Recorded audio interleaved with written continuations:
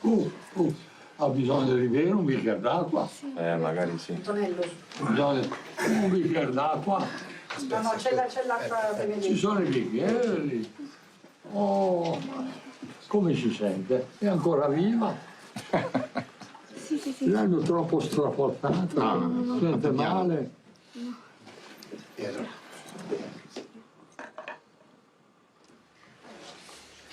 Oh, ringraziamo il Signore.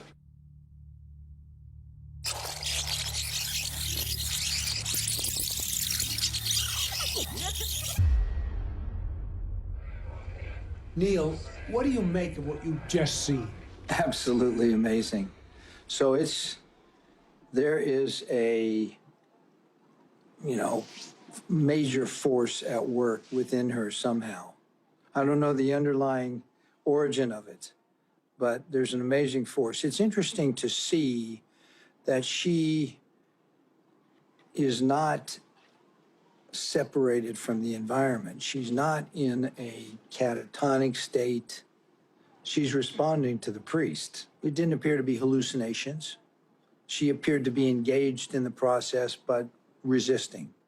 Yeah, it really looks something authentic and real. People who have very severe pain, syndromes, total body pain, for some reason. It can be even cancer, it can be other.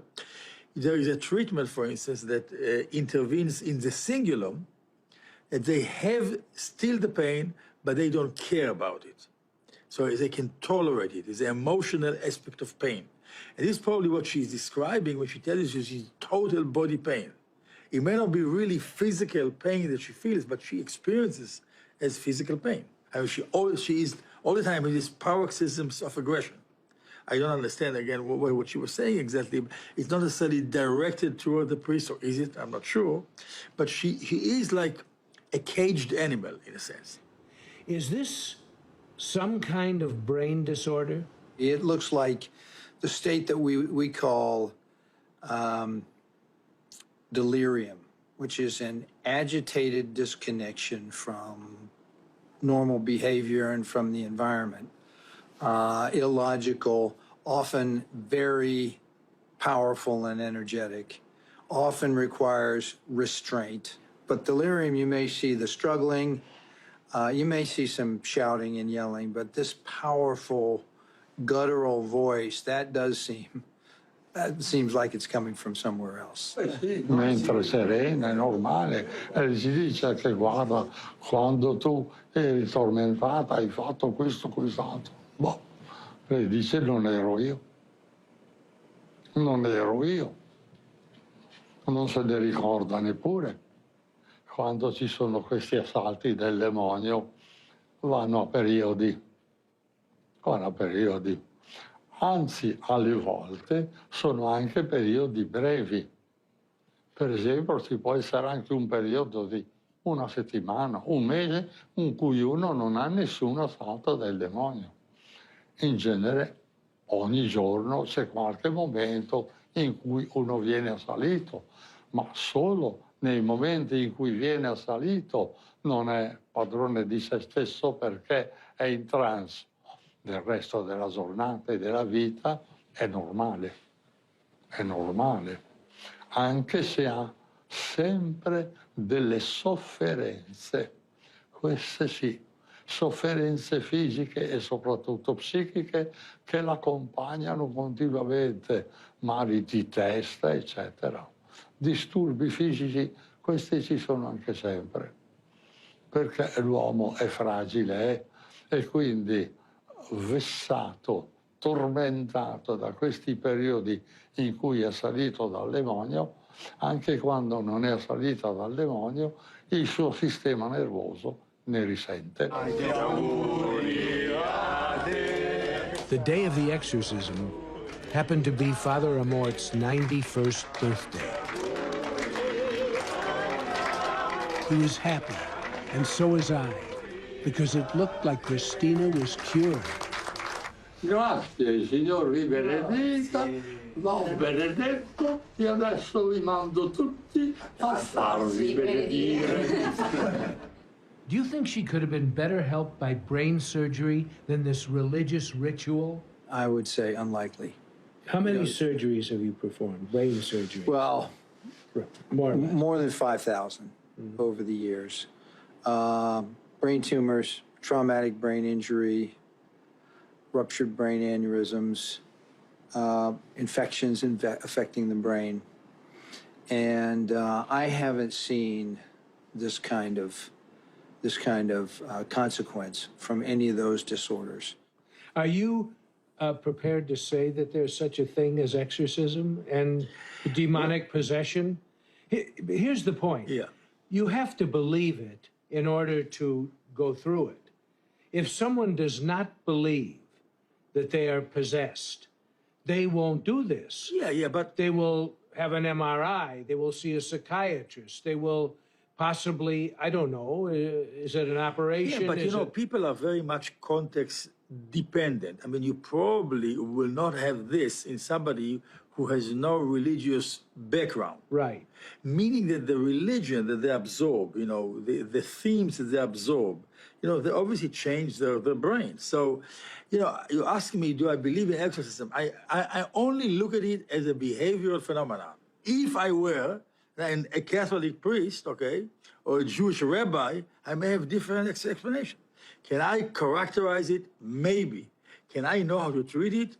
No. So something is happening to her, it's clear. But maybe she puts into it the religious context in which she grew up. Because they believe, obviously, they know what's wrong with her. She's possessed by the devil. Are you religious at all yourself? Oh, come on, Bill, you're going to ask me this type of question? Yes. I thought this was about this. No, not about me. No, but what is your thought about God, for example? I do believe that there is a limit to human understanding, okay? And there's really a limit. Behind this limit, I'm willing to place an entity called God. Dr. Fried shared with me this three-dimensional, color-coded image of the human brain. The red section controls movement. The green controls vision. The light blue and dark blue sections control language. That yellow section is a tumor in the left temporal lobe. This tumor can cause seizures that result in hallucinations and language problems. Is it possible that this could be the cause of what we call demonic possession? I'd never seen anything like that before, but I've only practiced neurology for 35 years. I believe that these are behaviors that are generated in her brain. How it's done and what it is, can't say. In patients who have seizures that emanate from the temporal lobe, one of their manifestations in between the seizures is they can become hyper-religious, uncertain what the cause and effect is here. But that is a coincidental linkage between those two phenomena. You don't think that you could take this woman into the normal procedures in neurology and cure this affliction? Only if this proved to be some kind of a seizure, which I don't think it really is. Do you have any belief in exorcism as a possible treatment? I have an open mind about these things because I've seen plenty of things that have occurred during my career and my lifetime that were not explainable at the beginning and have rational basis now. There are plenty of things that we don't understand that are real. For example, radioactivity, right? We can't see it. We don't know what it is. Once it was revealed that this exists and the good and the harm that it could do, that was a whole nother field of science. Are you open to the possibility that an exorcism could relieve this? Well, let's make it analogous to a person who believes in psychiatry, works with a psychiatrist, takes the advice, suggestions, input, no medications, nothing else. It's just two individuals working on a problem that one of them has. If the patient is open and willing to participate, I think the benefit can be realized by that person Through exorcism. through that process of interaction. If we don't understand it, that doesn't mean it doesn't exist.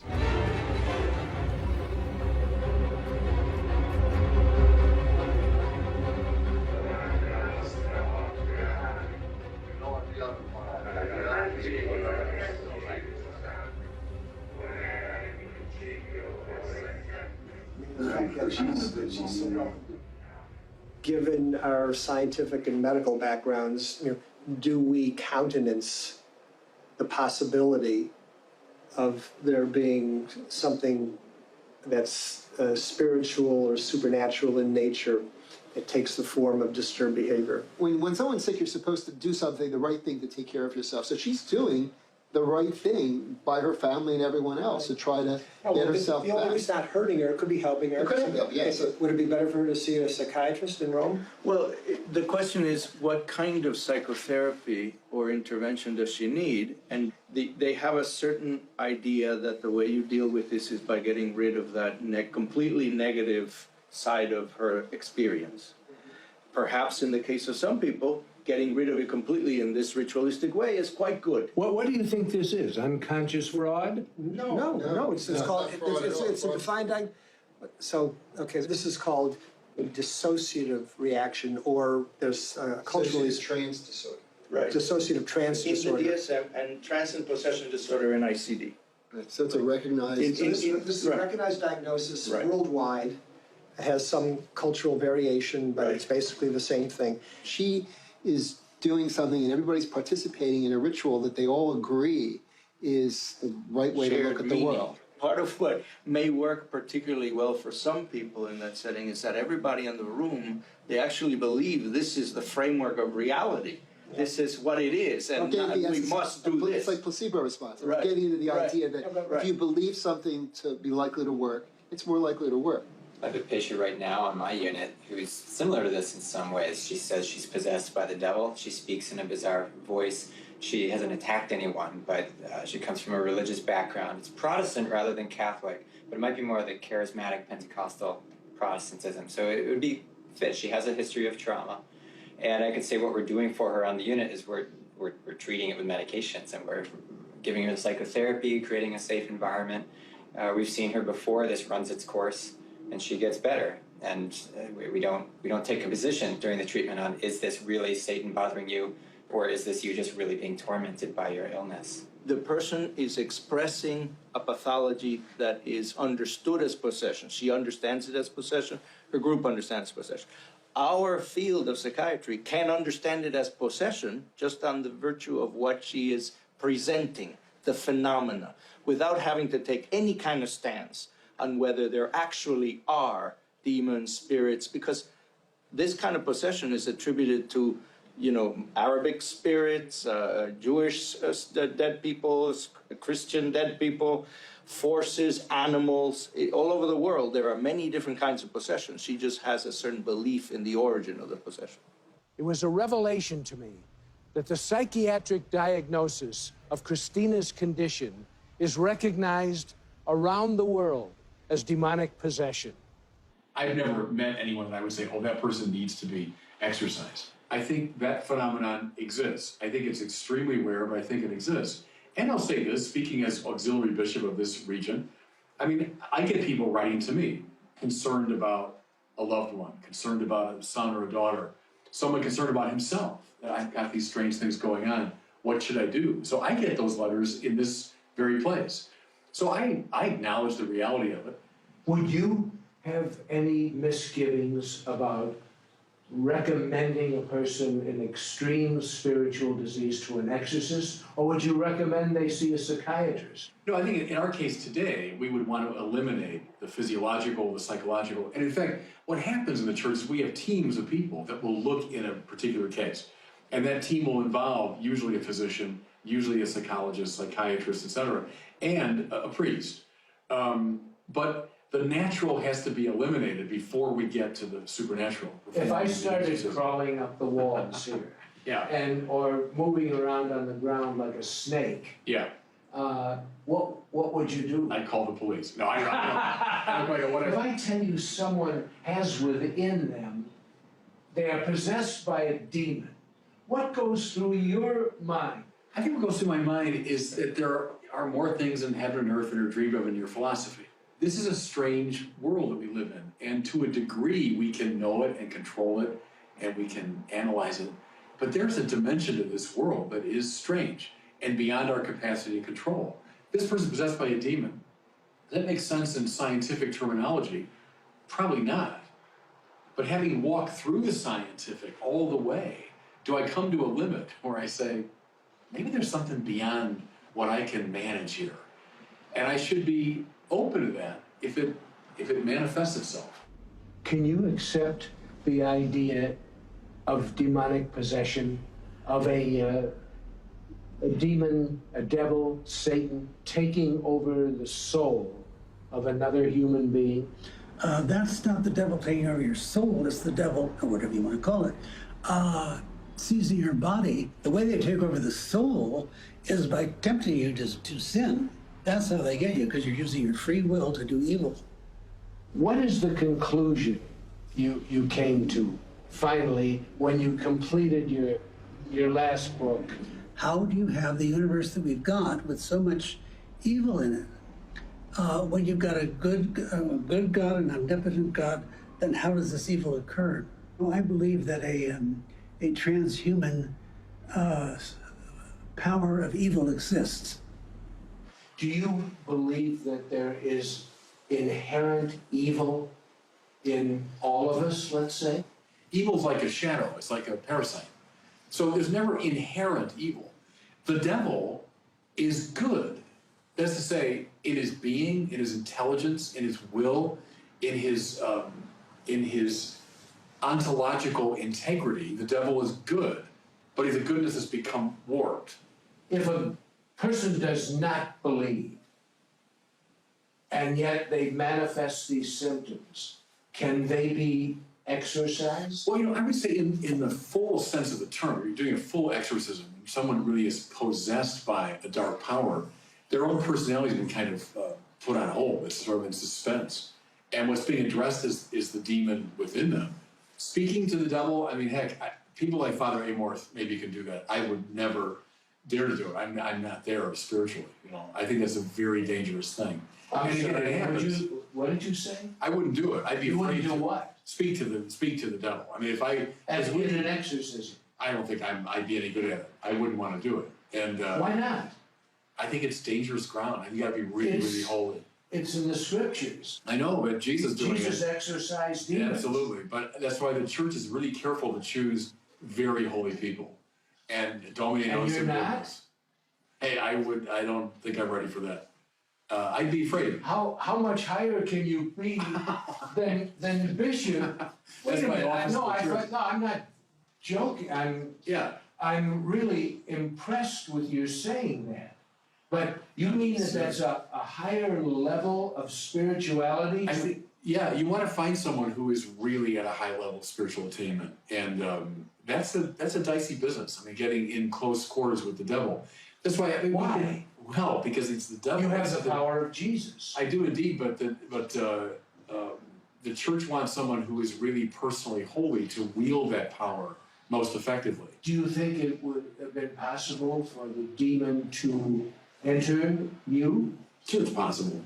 But I think much more likely Is it part of your belief system? Sure, and it's possible, yeah.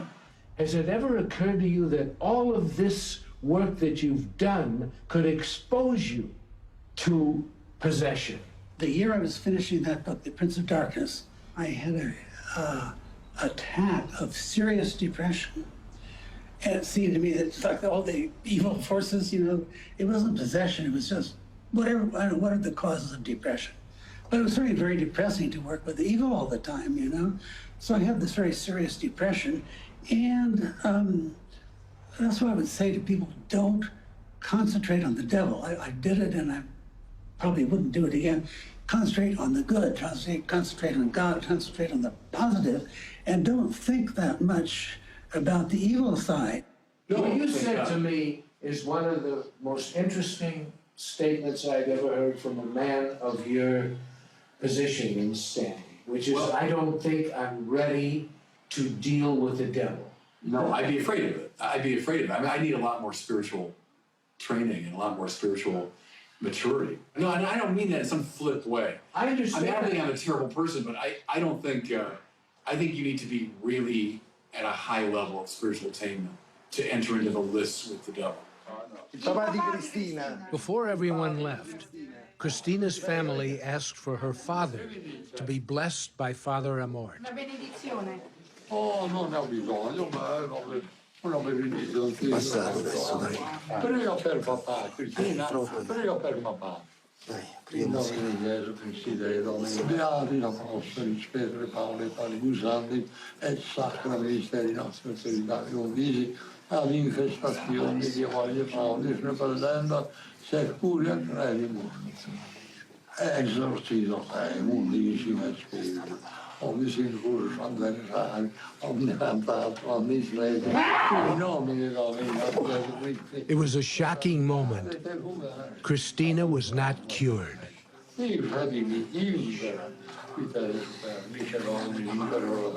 Once again, she fell into a trance state.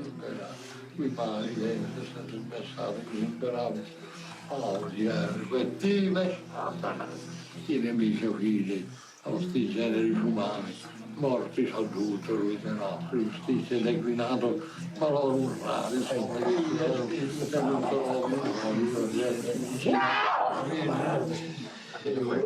When her mother sat for a blessing, it only got worse.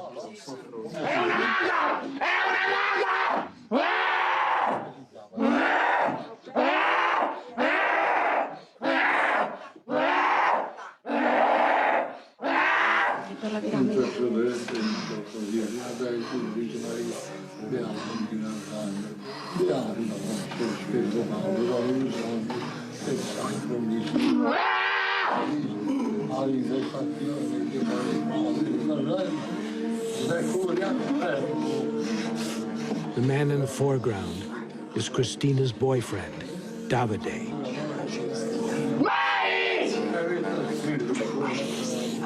It seemed to me that her reactions were even more violent than before.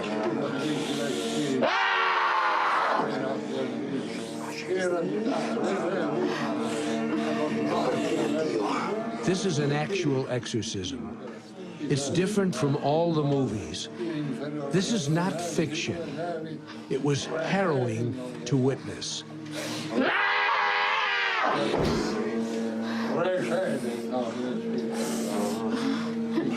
There are many people who suffer, like Christina, from what they believe is the same affliction.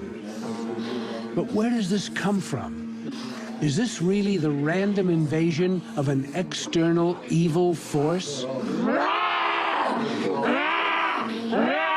Cristina, smettila!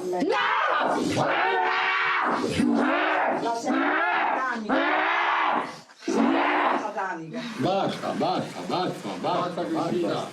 And then suddenly, it was over. But for how long? Father Amorht had taken sick and was in the hospital. But I made an appointment to meet with Christina in Rome to do a more in-depth interview with her. She called my line producer, Francesco, and rescheduled the meeting to a small town 200 miles southeast of Rome called Alatri. Alatri is an historic village perched on a hill overlooking distant mountains.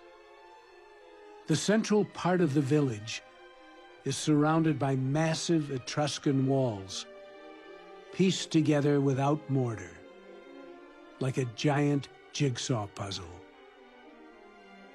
The narrow alleyways and cobblestone streets are lined with small houses, many of them adorned with oil paintings of the saints. This is a religious town in an old world way. We had to walk about a mile up to the top of a hill to the Acropolis where the meeting was to take place. Within it is the cathedral, considered a sacred place, we were to meet Christina in the park in front of the 12th century basilica.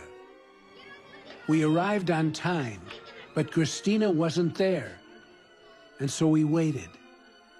It was 120 degrees in the shade. Francesco called Christina on her cell phone. She answered quickly, sounding angry. "Where are you?" she screamed. "We're at the park," Francesco answered. "Where are you?" "I'm where I told you I'd be, at Santa Maria Maggiore, the church in the town square." I didn't take my camera inside. So this is my memory of what happened on July 4th, 2016, when Francesco and I entered the church. It was freezing cold inside, and we were trapped in a living nightmare. Christina was screaming. She slid around the floor in a cheap plastic chair, pulling her boyfriend Davide with her. He tried to hold her around the waist and throat. "Give us back your film," he shouted at me. "No, I want it shown," she screamed in the voice of the demon. I was terrified. Davide stared at me. "If you don't give it back to us, we'll kill you. We'll find your family and we'll kill you all." It was the first time anyone had threatened my life. Francesco and I left the church, left Alatri. For a half hour, neither of us said a word. The sweat and the fear were clinging to us all the way back to Rome.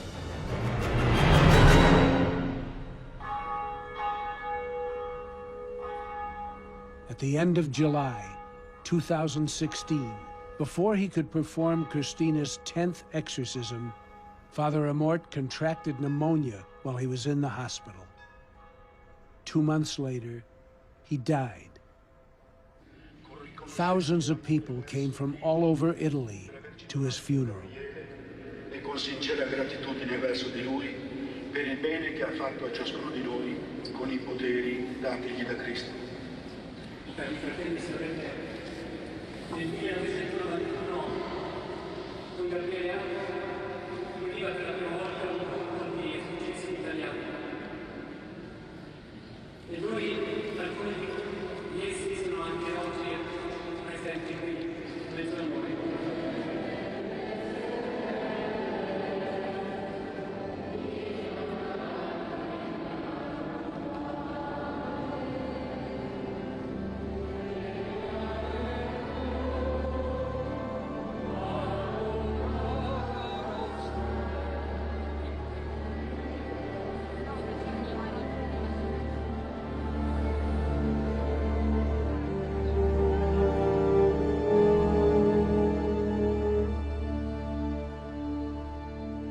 Lui disse: "Non vedo l'ora di tornare in cielo perché prenderò a bastonate il demonio."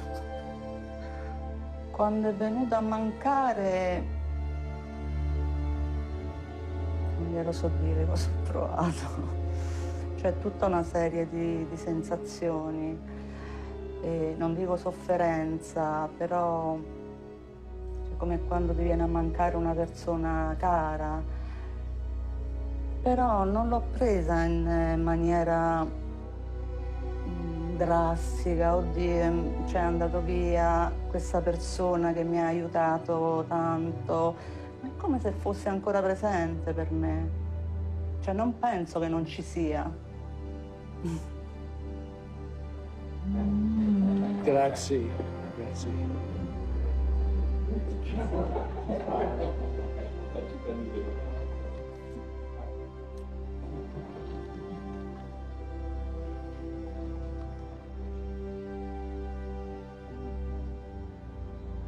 I hope to see you. Will you tell Father I hope to see him on the 30th?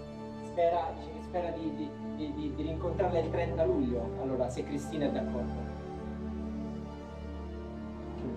He was the most spiritual man I ever met. Like everyone who knew him, I'll never forget him. He enriched my life.